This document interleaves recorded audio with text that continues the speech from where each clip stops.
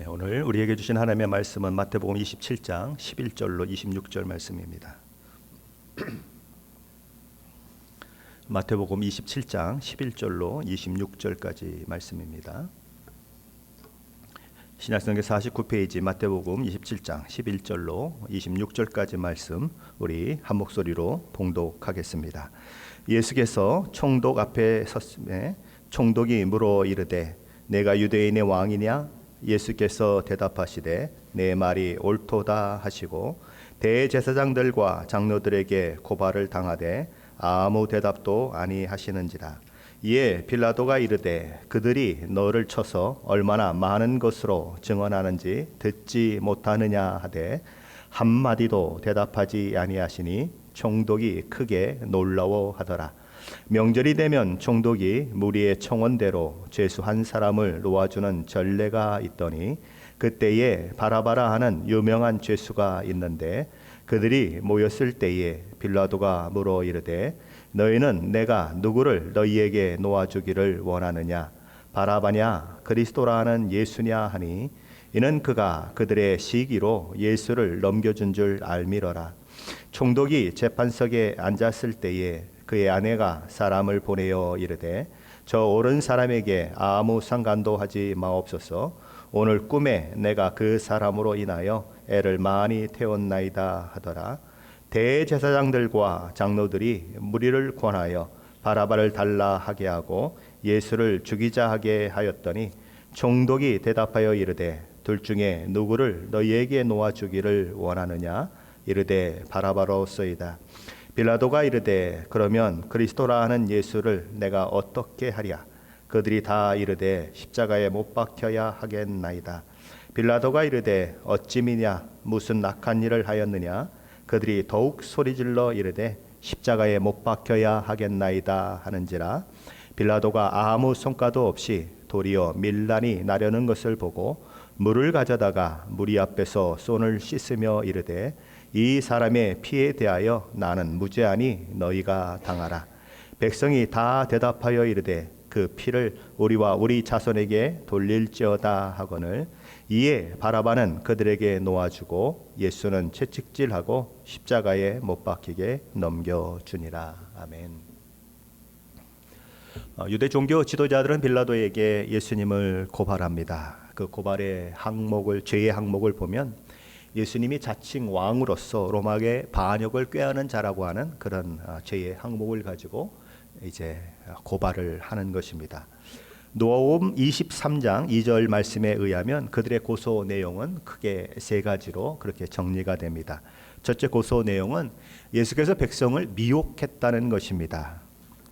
식민지를 다스리는 총독에게 있어서 가장 민감한 사항은 또 가장 골칫거리는 피지배 백성들이 저항을 하거나 반란을 일으키는 것입니다. 미혹했다고 하는 얘기는 그만큼 민감하게 총독에게 다가올 수밖에 없는 것입니다.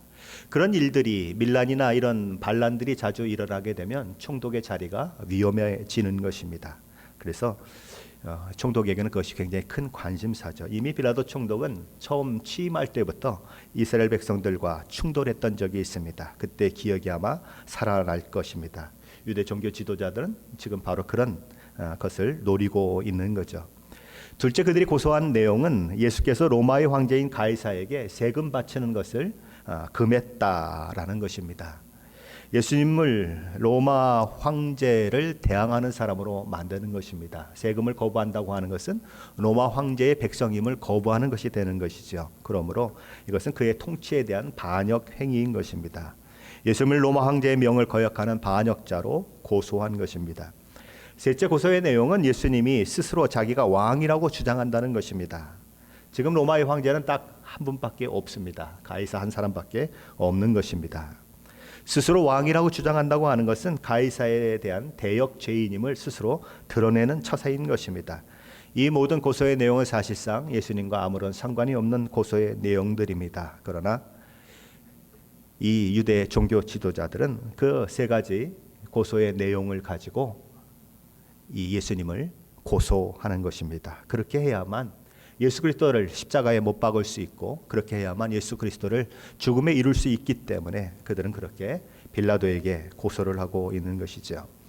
그래서 유대 종교 지도자들의 고소에 의해서 이 빌라도 앞에 서신 예수님께 빌라도가 했던 첫 질문은 바로 이것입니다. 내가 유대인의 왕이냐?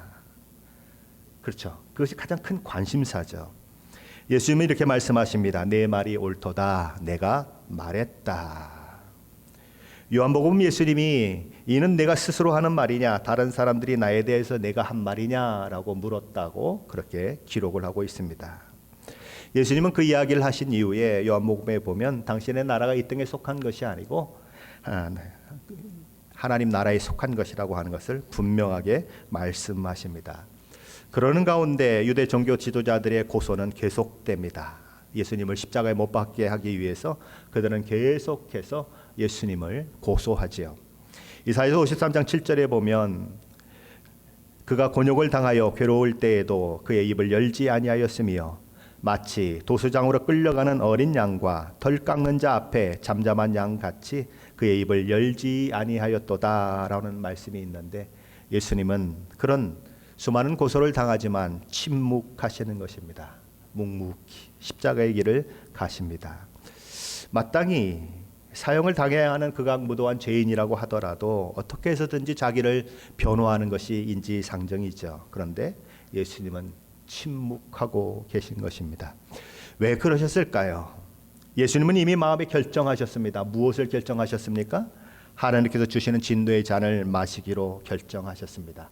십자가를 지시기로 결정하셨습니다. 그러니 왈가왈가하고 이것저것 이야기할 필요가 전혀 없는 것입니다. 묵묵히 하나님께서 어깨에 메어주신 그 멍에를 메고 가시겠다는 것입니다. 이 모습을 바라보고 있는 빌라도는 오히려 당황하는 것입니다. 두려움마저 느끼는 것입니다. 그래서 물어요. 너는 그들이 너를 쳐서 얼마나 많은 것으로 증언하는지 알지 못하느냐? 그래도 예수님은 침묵하십니다. 빌라도는 예수님께서 그 침묵하는 모습을 통해 그리고 그를 신문하는 이 과정을 통해서 예수님이 죄가 없다고 하는 것을 발견합니다. 그래서 관정 밖에 나아가 예수님을 고소하는 유대 종교 지도자들에게 이렇게 말합니다. 나는 그에게서 아무 죄도 찾지 못하였노라.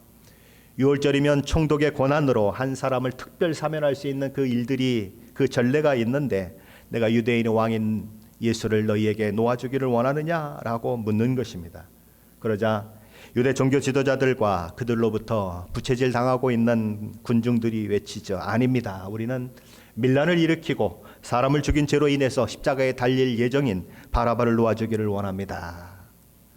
그렇게 빌라도는 관정 안과 관정 밖을 오가면서 예수님을 신문하고 유대 종교 지도자들과 유대인들과 대화를 나눕니다. 그러고 있을 때에 이 빌라도에게 한 메시지가 전달이 되죠. 오늘 보면 19절 말씀입니다. 우리 19절 말씀 한번 같이 읽어봅니다. 총독이 재판석에 앉았을 때에 그의 아내가 사람을 보내어 이르되 저 옳은 사람에게 아무 상관도 하지 마옵소서. 오늘 꿈에 내가 그 사람으로 인하여 애를 많이 태웠나이다 하더라. 빌라도의 아내는 자신의 꿈 이야기를 하며 지금 빌라도에게 신문을 받고 계신 예수님에게 아무런 일도 행하지 말라는 간절한 부탁을 하고 있습니다. 이런 모든 정황으로 미루어 볼 때 빌라도는 어떤 결정을 내려야 맞을까요? 어떻게 해야 할까요? 빌라도는 예수님을 놓아줘야 마땅한 것입니다. 그의 마음 가운데도 예수님을 풀어주고 싶은 마음이 분명히 있었죠. 하지만 유대 종교 지도자들과 그들의 획책으로 말미암아 외쳐대는 무리들은 한 목소리로 소리치는 것입니다. 바라바를 놓아주고 예수는 십자가에 못 박으라고 그들은 소리치는 것입니다. 빌라도가 말합니다. 어찌미냐 무슨 악한 일을 그가 하였느냐. 그러나 민중들은 점점 더 하나가 되어서 한 목소리로 소리 지르는 것입니다. 십자가에 못 박으소서. 십자가에 못 박으소서. 내가 너희 왕을 십자가에 못 박으랴. 우리에게 왕은 가이사 한 분밖에 없습니다. 자기를 왕이라고 하는 자를 놓아준다면 총독 당신은 가이사의 충신이 될 수가 없습니다. 그러면서 십자가에 못 박으소서, 십자가에 못 박으소서라고 외치는 것입니다. 빌라도가 이겼을까요? 그들의 고함이 이겼을까요? 누가복음 23장 23절 말씀은 그들이 큰 소리로 재촉하여 십자가에 못 박기를 구하니 그들의 소리가 이긴지라라고 말합니다. 빌라도는 이러다가 밀란이 나거나 폭동이 일어날 것 같은 그런 기세등등한 군중들에 굴복하고 맙니다. 잘못하다가는 총독의 목이 달아날 수 있다고 하는 그런 두려움과 압박감 때문에 정의를 버리고 불의와 타협을 하고 맙니다. 빌라도는 물을 가져오게 만들죠. 그리고 손을 씻습니다. 나는 이 사람의 피에 대해서 무죄하다. 그러니 이 모든 피값에 대한 책임은 너희가 담당해라. 그러자 유대 종교 지도자들과 유대인들이 소리칩니다. 그 피를 우리와 우리 자손에게 돌릴지어다. 결국 빌라도는 그들이 요구하는 대로 밀란을 일으키고 사람을 살해한 혐의로 십자가형이 예비되었던 바라바를 놓아주고 예수님을 십자가에 처형하도록 내어주는 것입니다. 이 본문 속에 빌라도와 예수님의 모습이 있습니다. 진리의 길에 서서 하나님의 뜻을 따라 묵묵히 십자가의 길을 가는 예수님. 비록 제1의 몸으로 묶여있고 십자가에 달리시기 전에 채찍에 맞아 온 몸이 피투성이가 되고 결국 십자가에 달려야 하시지만 그럼에도 불구하고 그 길이 인류 구원의 길이요 생명의 길이기 때문에 예수님은 그 고난의 길을 가십니다. 그러나 예수님이 무죄한 분인 줄도 알고 아내로부터 간절한 권면도 들었고 유대인들이 시기로 예수님을 자식에게 넘긴 것도 알았지만 빌라도는 그 오른편에 서지 않습니다. 그는 예수님께 이런 얘기까지 하죠. 내가 너를 죽일 권한도 있고 놓을 권한도 있다는 사실을 모르느냐? 그 고난이 다 있었지만 그는 그 고난을 정의편에 서지 못하고 자신의 정치적 야망과 출세를 위해 정치적 지위를 더 누리기 위해 불의인 줄 알면서도 불의한 길을 택하는 그 고난으로 사용하는 것입니다.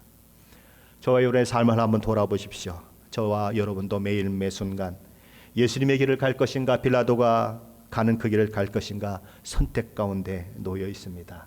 하나님의 말씀을 따를 것인가 하나님께 순종할 것인가. 때로는 그 길이 고난의 길입니다. 어려움의 길입니다. 손해를 볼 때도 있습니다.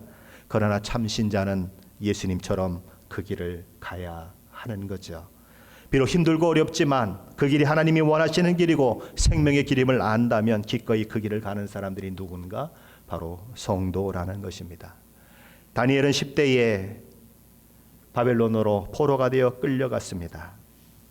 왕의 음식과 왕이 마시는 포도주가 우상들에게 드려진다는 것을 안 그는 그런 것들로 자기를 더럽히지 않기를 결정합니다. 뜻을 정합니다. 그리고 요동하지 않아요. 누구든지 왕 이외에 다른 어떤 신이나 인간에게 절을 하는 자는 사자굴 속에 던져 넣는다는 이야기를 왕의 명령을 들었지만 그는 전에 하던 대로 예루살렘을 향한 창문을 활짝 열어놓고 모든 사람이 다 보는 앞에서 하나님께 예배합니다. 그래서 사자굴에 던져져요. 죽으면 죽겠다는 신앙이죠.